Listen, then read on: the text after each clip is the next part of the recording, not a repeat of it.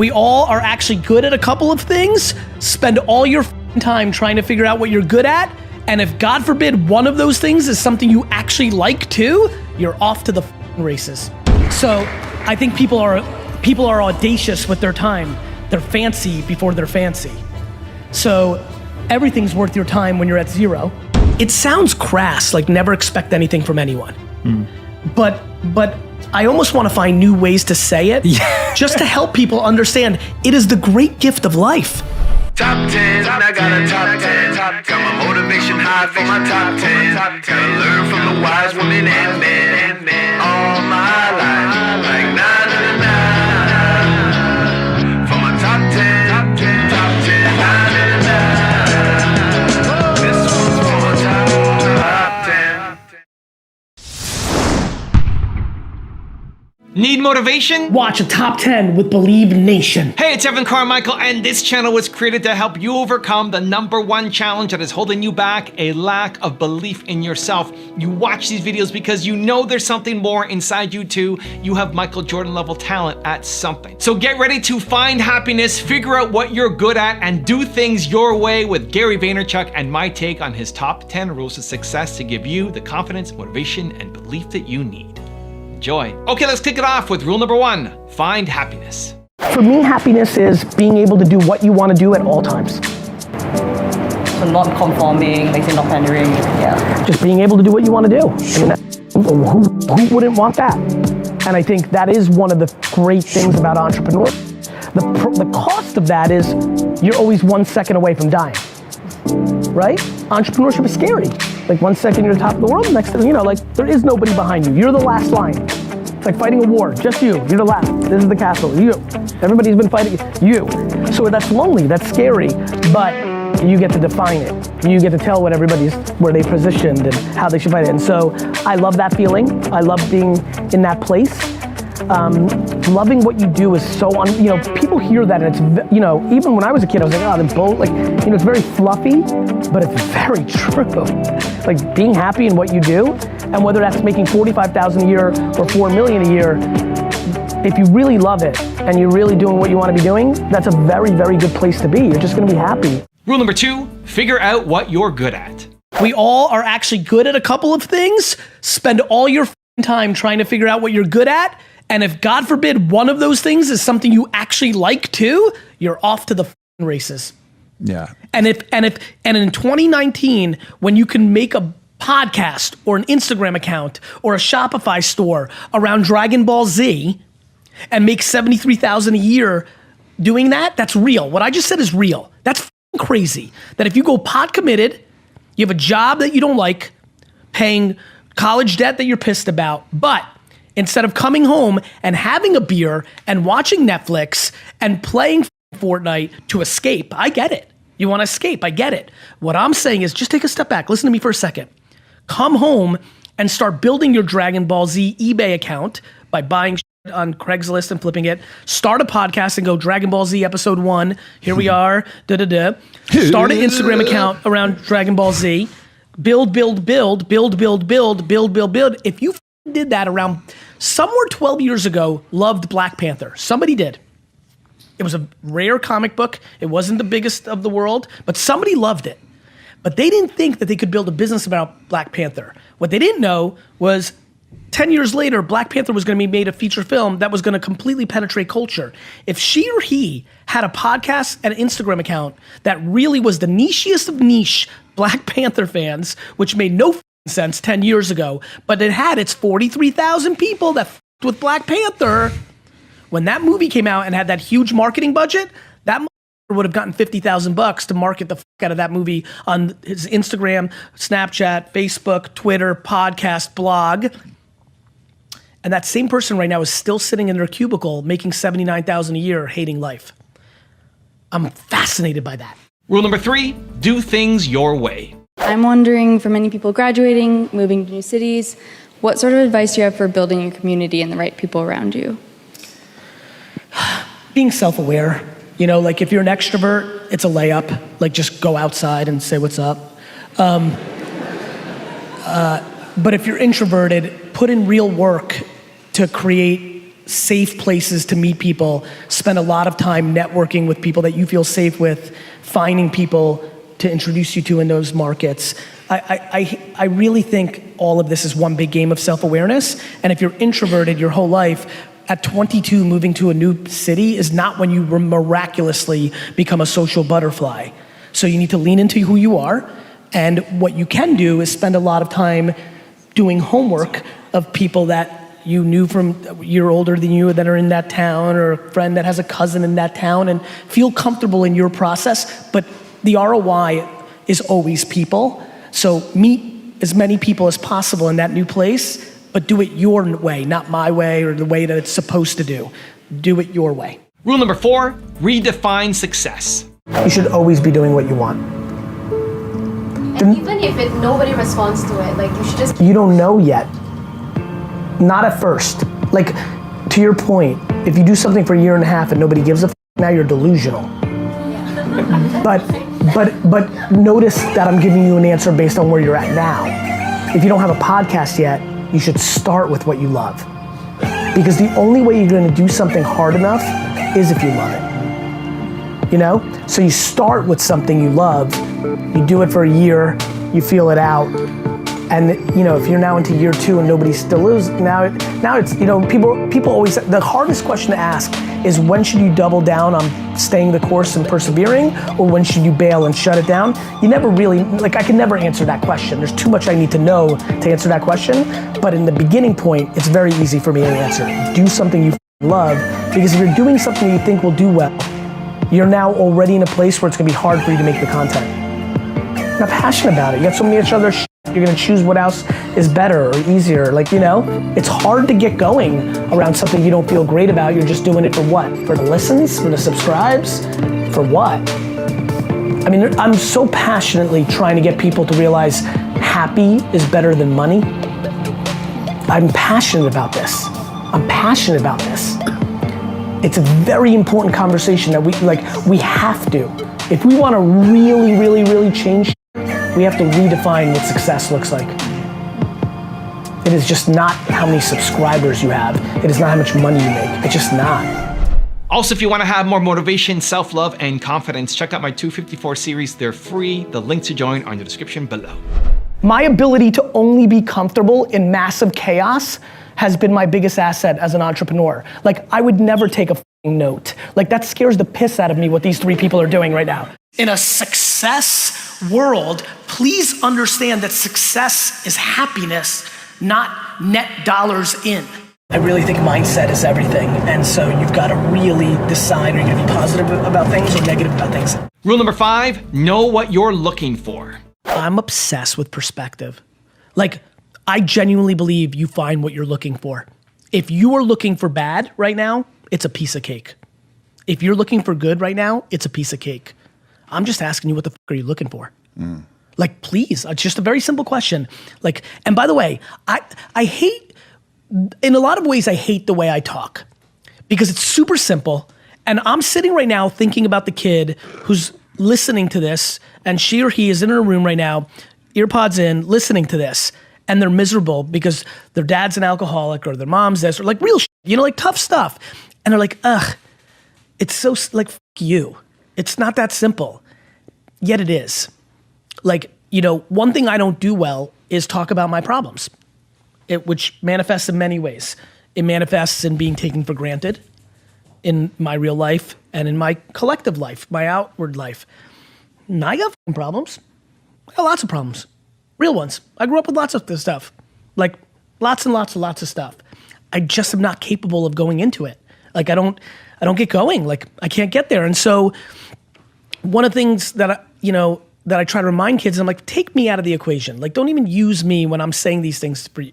If you know of one person that has ever gotten to a happy place that dealt with your circumstance, there is a blueprint. The end. There have been people, Night Train Lane, legendary football player, was thrown in a dumpster the second he was born. Went on to be one of the great football players of all time, dated every actress in the game, was Red Fox's bodyguard, iconic gentleman. Dumpster. Like There's all sorts of circumstances. Yep. Rule number 6, don't overvalue your time. How do you know when a business opportunity or venture is worth your time? And when do you say no when so many people would say yes in that situation? I think too many people overvalue their time when their time is worth nothing. So, this is my favorite one. Like, I love when people are like, yo, is this worth my time? I'm like, well, and it's in a business context. I'm like, well, how much money is your business making? They're like, yo, I don't have one yet. I'm like, well, your time is worth 0. So I think people are audacious with their time. They're fancy before they're fancy. So everything's worth your time when you're at 0. You may bail. I'm a big believer of I'm in yes culture. My whole game is yes, comma. I'm not a great person to ask the no thing. I think there's people that are more disciplined at no. I just like the value of yes. And then if I'm a week, an hour, a year in, and I've realized it's not right, I leave. I bail. Because I'm not worried about the loss, because I'm not hearing anybody's opinions. I think you get context. You know, the reason I like starting up and stopping businesses is because I like the context. Like right now, I'm super hot on this thesis that sports trading cards are about to explode again. So I'm spending an ungodly amount of, I spent 4.5 hours looking at qualitative data and quant data on eBay around Giannis rookie cards from Prism graded PSA 10. 4.5 hours. I don't have like 3 minutes for people that are running like $10 million businesses for me. So I like saying yes because I know I'm learning things, and then if I decide it's not worth it, I'll bounce. So a couple things I would tell you is, one, we need less audacity, right? And we need more tasting. And so, and I know when it's time to say no after I've said yes and realized after tasting it, it's no. You know how many people hate oysters but have never had one? That's how I think about that question. Rule number 7, be patient. I'm supposed to be patient because of my age. And not supposed to, but keep going. But you're ambitious? Yeah, exactly, and I need to go for it. And the thing is... Dude, think about me. Think about how ambitious I am. I know. And I push patience. Like, the balance of ambition and patience is everything. Yeah. But the part that you're not struggling with ambition. Right. You're struggling with patience. Yeah. And the reason why I say that is because that's exactly what happened. So I started on the... I want to buy a multi-billion-dollar sports franchise. I get it. Ambition's not my problem. I get it. My strength is patience. Yeah. Your problem isn't your ambition. How do I balance ambition and patience? Easy. Lean into patience. Because ambition's easy. Rule number 8, put things in perspective. I struggled when I was a kid because I hated school. But since I've been a grown-up, not really. And I'll tell you why. Anytime I start getting sad, I get sad like anybody else. I immediately put things in perspective. Put things in perspective. And here's what I do, like context. Like, just because this business thing, or just because these people said this thing about me, what would happen if my mom died today? Rule number 9, have no expectations. I am stunned by how almost binary my judgment is completely predicated on intent. Mm-hmm. If I believe your intent was to be there for me, but your actions were not that you were consistent, I'm completely unbothered, and I don't know what that means, but I'm super grateful that I have it. Yeah, but that's an art and a skill that you have. And I'd like to think I have the same, where I'm able to do that too. I'm able to let go. What is the concept of not having expectations from your perspective? Because I would tell you that may be my great superpower. Yeah. You know, somebody said to me, Tom Bellew on my podcast said to me, Gary, your superpower is your ability not to judge yourself. And I've been saying it a lot. And then literally on a flight this week, I was like, right, because I don't judge others. Yes. Like, I'm able to not judge myself because I don't judge others. A lot of people who powerful. are like, right? So tell me, I don't know. I'm so just powerful. No, I love that. That's such a great point. How do you think That's about such a great point. No, you're spot on, because the reason why we have we judge others is because we judge ourselves, right? The opposite of what you're saying. And so for me, it's the same thing. The reason why I don't expect is because I see everything as my responsibility. Yep. I see everything as my work. Yes. And I see everything else as a bonus. Yes. Like, it's just amazing that anyone even cares about me or has time for me or makes an effort to do something or connect me to someone or whatever it is. And that's just a beautiful bonus of life. But I've got to be in charge of it. And I think that just came from many years of having expectations. I think that came from times when I did expect and I didn't get, and I realized I don't want to feel this way anymore. Well, this gets into parenting. Yes. You know, this is the framework of what our parents are creating for us. One of the most interesting things that are happening in a lot of modern societies is we have had disproportionate prosperity over 5, 6, 7 decades. America has had a clean run. I mean, we've had a couple of recessions here and there. We've had a couple of internal country scandals. We have underlying issues of sexism and racism and things of that nature. But in its most macro, this has been the empire. Things have been good. And what has happened is we've created unbelievable levels of entitlement. Entitlement, yeah. Entitlement. I can't stop thinking about it. Yeah. It's starting to consume me that I never, it sounds crass, like never expect anything from anyone. But I almost want to find new ways to say it just to help people understand it is the great gift of life. And rule number 10, the last one before a very special bonus clip, is redefine ego. We have to redefine ego because for some reason, a lot of alphas like to think ego's decent. Let me just explain this very clear to everybody, straight up from one man's point of view. Ego is insecurity with makeup on. So like we need to redefine ego because when people hear ego, 40% of it like, yeah, but the ego, like they think there's a lot of good with that. Do not confuse confidence with ego. Ego is insecurity. It is not confidence. It's insecurity. Now I have a special bonus clip from Gary on how to be grateful that I think you're gonna enjoy. But before that, it's time for the 3-point landing questions. Let's go from just watching a video to taking action. Here we go. Question number 1. What does happiness look like for you? Number 2, how are you going to redefine success? And number 3, where do you need to be more patient? And if you made it this far in the video, I want to celebrate you. Give me a hashtag believe down in the comments as well. If we can lean into gratitude, There you go. a lot of good can happen. I don't know, I'm just super grateful and it is an enormous, there is no Red Bull, there is no soda or coffee that comes anywhere close to gratitude. People think I'm drugged the up. I haven't even smoked a cigarette in my life because my mom got Nancy Reagan, and so I just came to realize, this insanity is predicated on gratitude. When you're so grateful for the at-bat, you're happy. But people dwell about dumb shit. Yeah, the small stuff is so small. And People are like mad when they get the wrong milk. Like seriously, I go to Starbucks, I travel a lot, you go to Starbucks and like, I asked for almond milk. I'm like, this bought a $7 coffee. Like, it's crazy. The is the matter with people?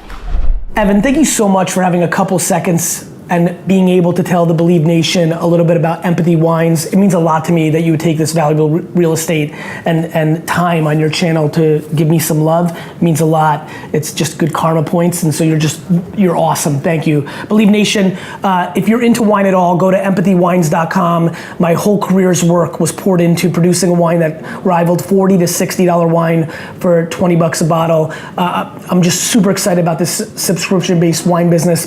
You can order 3, 6, or 12 bottles in subscription form, rosé, white, red. If you search on Instagram or Twitter, you will be blown away. People are literally like, I don't even like Gary Vee, but the wine's good. Super proud of the effort. Thanks, Evan, for the time. Wishing you guys all happy and healthy.